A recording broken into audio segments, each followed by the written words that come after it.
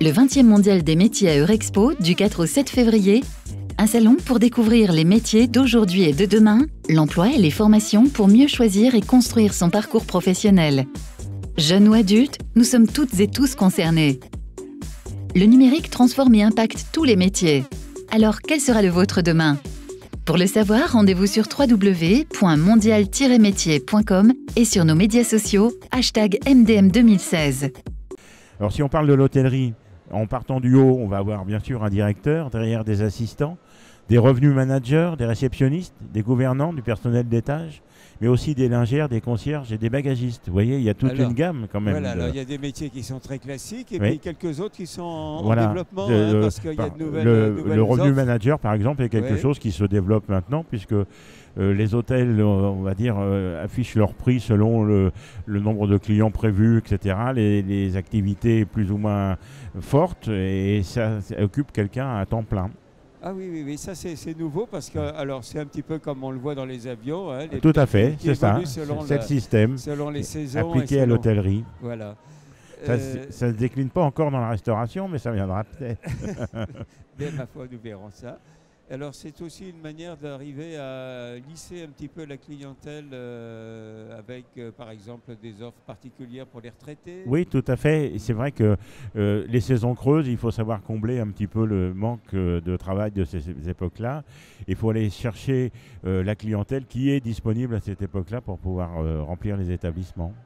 Cette période où on a eu un Noël assez un peu doux, c'est aussi une nécessité d'adapter les offres avec des offres nouvelles par rapport aux offres classiques, par exemple dans le domaine du ski. Dans le domaine du ski, on a à l'heure actuelle bien sûr une réactivité fantastique, c'est que les gens ne commandent plus longtemps en avance comme c'était autrefois, c'est-à-dire qu'au mois d'octobre, autrement, on savait qu'on va avoir un pourcentage de remplissage pour les fêtes.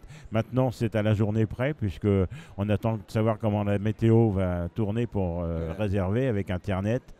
C'est vraiment une modification de nos fonctions. Donc vous avez besoin de beaucoup de réactivité en fonction de l'offre, de vos offres de services, et puis en même temps en fonction des nouvelles pratiques que les gens ont maintenant avec l'Internet qui leur permet des décisions très rapides. Tout à fait. Que vous soyez à la hauteur de tous ces... Tout à fait, mais c'est un des engagements de notre profession, se tourner vers le numérique et l'Internet, parce qu'on sait bien que c'est l'avenir. Demain, ceux qui ne seront pas équipés, qui ne sauront pas s'en servir correctement, auront du mal à travailler. Voilà, donc avec quelques nouveaux emplois liés à cette numérisation, des emplois qui peuvent convenir à des jeunes particulièrement oui, bien sûr, puisqu'ils sont nés avec et ils ont des notions différentes des gens plus âgés, on va dire.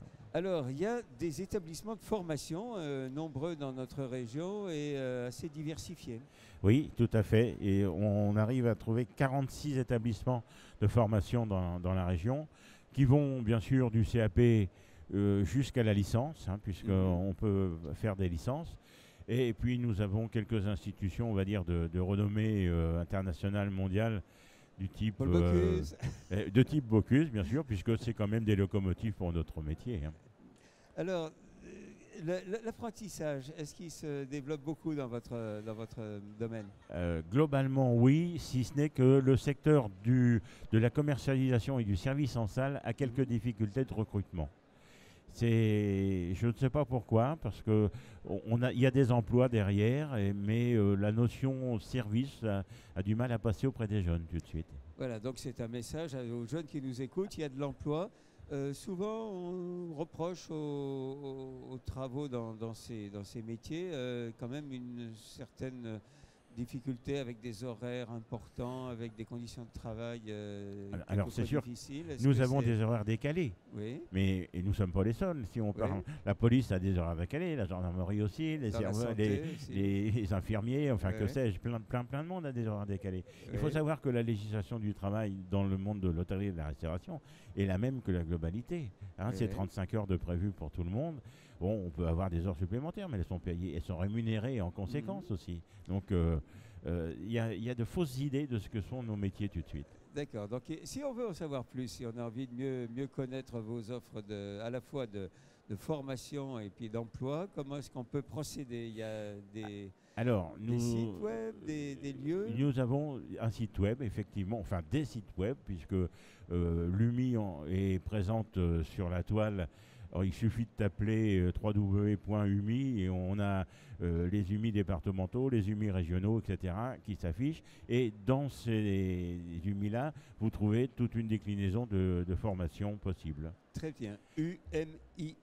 UMIH, oui. Union des métiers de l'industrie de l'hôtellerie. C'est tout à fait. Voilà. Ouais. Encore quelque chose que nous n'aurions pas dit? Oui, nous avons un OPCA qui s'appelle le FAFI qui peut aussi renseigner sur les possibilités de formation. Oui, parce qu'en effet, quand on est formé, il faut avoir des droits à la formation, mais aussi les faire valoir auprès des OPCA, Tout à fait. Qui s'occupent du financement. Exactement. Ce qui est toujours très très important. Eh bien, si on a fait le tour, merci beaucoup Pierre Le Croiset. Merci à vous.